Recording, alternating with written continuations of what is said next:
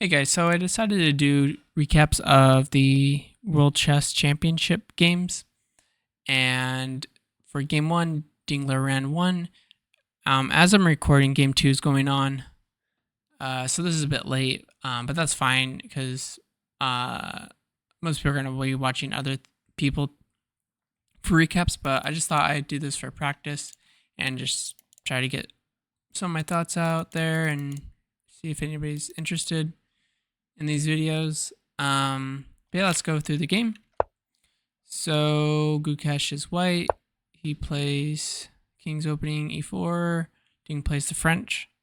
So he's trying to get, kind of a dynamic position, trying to perhaps win a game with black, depending on what Gukesh does. If Gukesh goes for a win, then Ding will also have chances to win as well. So we get the Steinitz variation, one of the most critical ways for white to play. F4, obviously. And C5, most common. And then here, Gukesh plays knight E2, which is not the most critical way to play, but it kind of still is good for white, and it's gets into more unknown territory. So Ding plays knight c6, just developing. C3, the whole point of moving the knight there, you want to have a big white center. And then Ding plays a5, and he thought for a while, basically just in his interview, he said he was just remembering prep. And a5 is basically just going for space and just waiting to see what white will do, if they'll make any commitments. So Gukesh develops again. Ding plays a4, since why not? Now this queen can come out to a5, and as we'll see, that's exactly what happens in a little bit. But first, this is like a critical thing. So both of them develop their bishops, and then Gukesh decides to play g4, and I believe this was like his prep, because he said after queen a5 he was out of prep. So he was aware that g4 isn't necessarily the best move, but I mean it's only minus 0.2 and white can still go for an attack. So it's still a fine choice. And Ding's going to have to be precise, as well as Gukesh. So it's going to be a fight, which is what I kind of think both of them wanted. Obviously, with white, Gukesh is going to try to win. And then Ding knows that Gukesh has nerves just for playing the World Chess Championship for the first time. Anyway, so Ding plays queen a5, and they're probably both pretty much out of prep, I would say. It's hard. I don't know if Ding ever said when he was out of prep, but it doesn't really matter. I'm sure they're pretty much out of prep at this point. And Gukesh plays bishop g2, just getting ready to castle. It's a fine move. A3 by Ding, and this is a pretty good move by Ding, just getting more space. The engine, obviously doesn't like it that much. Ding could have played b5 for just minus 0.1, but it's not a huge deal. The main thing is that, like, I'm trying to remember, I was listening to some commentary of like why it's good, but basically I think it's you can never take, right? Because you play b4, and that's what happens in the game. So takes and b4, so that's the main problem with a3. Again, like takes, and there's no b4 you take en passant. So takes b4, queen drops back, but it's still fine.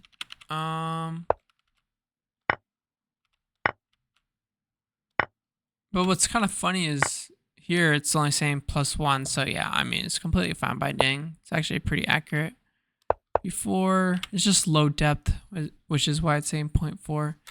But, you know, at the end of the day, if, like further down the line, it's just going to be equal.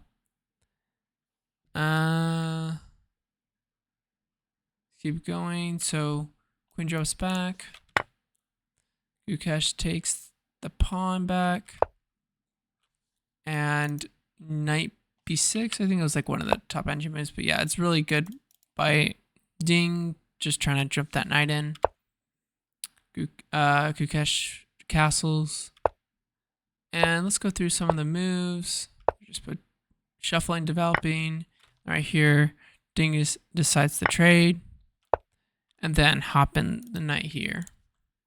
And like in certain parts, Black was saying that Ding is like a little better, but obviously it's still drawing.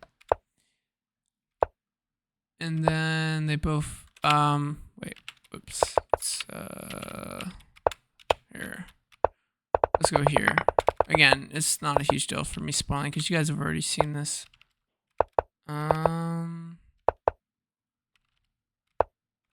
Yeah, like right here when Ding made this decision, or not Ding, Gukesh made the decision to move the rook to c1. It was kind of a, I wouldn't say this is actually a mistake, like for what he wanted. I think he wanted, you know, to make it complicated and get an attack. And I don't, like, again, like f3 or f5 is not very accurate, but again, I think that's what he wanted, but he kind of underestimated Ding's counter play or Ding's position on the queen side. So Gukesh is barely hanging on, and Ding is playing super accurately. Got the knight in, got the queen in, and Gukesh doesn't want the queen trade because I think Ding would win a pawn in like the end game. So instead, Gukesh goes for suffering, like a position where he's suffering, but pieces are still on the board. Gives up a pawn because Gukesh didn't have anything better to do. Takes, and Ding takes with the f pawn. If it takes the bishop, it would have been better, but it was complicated, so it's whatever. Obviously, it looks to be drawing because of what Gukesh plays. All up until here, Gukesh needed to play bishop c5, and the line is basically that the king will stay in the center, and there's an attack. It's like here, and I think it's like takes, and then I'm trying to remember what's after that, but pretty much there's going to be an attack. Let's see what the line shows. Queen c2, queen here, yeah, and the king's just stuck. And basically, I'm pretty sure you can get like perpetual. And that's why it's a draw, even though Gukesh, or not Gukesh, even though Ding will be up like 3 pawns, perhaps. So let's just keep moving. So instead of playing bishop c5, Gukesh plays bishop c2, and this just allows Ding to end the game basically by playing bishop c4. Gukesh plays queen d2 to not trade. Ding castles. Bishop d4, fine move, but I mean, it's all lost because Gukesh is down too many pawns, and there's no counterplay. The king's castled, rook's active. The only thing you could say is that this bishop's bad, but this bishop isn't doing much either. If the bishop was, you know, staring here already, maybe, right? But this knight's really good. So obviously Gukesh is going to defend their bishop. Trades here is a tactic. Basically just forcing trades. So here,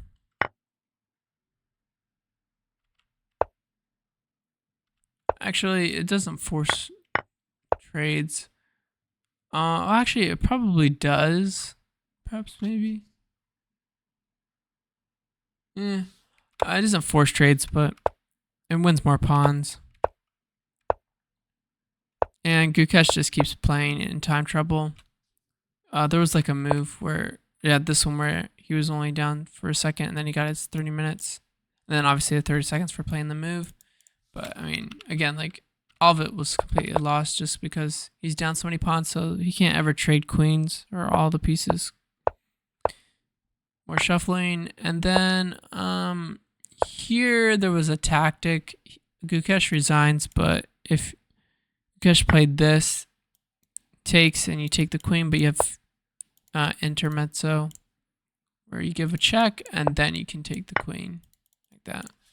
So yeah, Gukesh just didn't make like two good decisions, in critical positions. Obviously, you can criticize other decisions, but I thought all of it was fine by Gukesh. I think the main two mistakes were, like people criticize this one, but I mean, I think it could have worked out. I think, again, f5, not the most accurate, but I think queen e1 is like the main mistake, right? Because it just allows bishop g5. You could have gone g5 here or queen f4. But I think did both like this one's interesting, that line. What, you sack a rook, interesting.